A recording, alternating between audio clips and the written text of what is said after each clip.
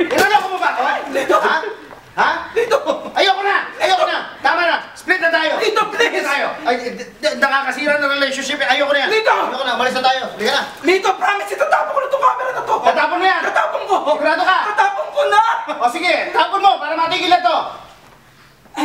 Lito, sandali.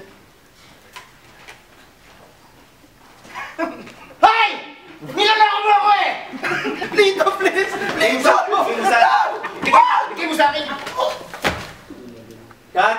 Yung bubble gang kasi parang naging reflection na ng society. So, kung ano yung nangyayari. Kung merong activity outside of the show, asahan yung makikita nyo yun within the show.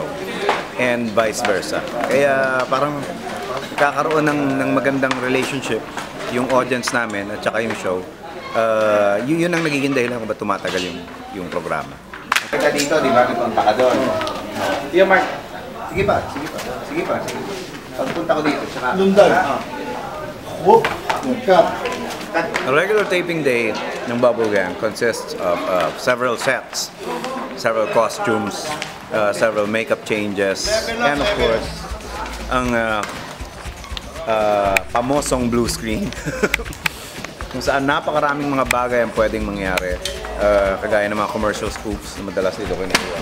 At yung ibang mga elemento na hindi namin makunan sa labas, dito na namin ginagawa. Lahat ng may mga special effects na mga shots, most of the time dito sa blue screen o sa green screen namin ginagawa.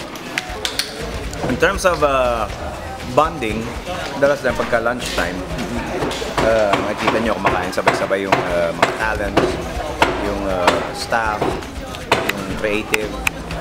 At kahit dito sa set, kung may pagkakataon kumakain, kaya lang bawal.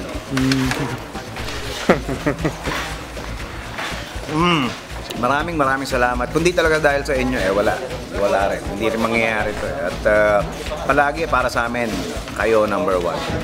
Within 17 years na magkakasama tayo, yung mga pagpupuyat na ginagawa ninyo para sa amin, kung na-inspire namin kayo, yun dahil kayo ang inspirasyon namin. Abangan ang 17th year anniversary ng Bubble Gang this Friday. This is 7.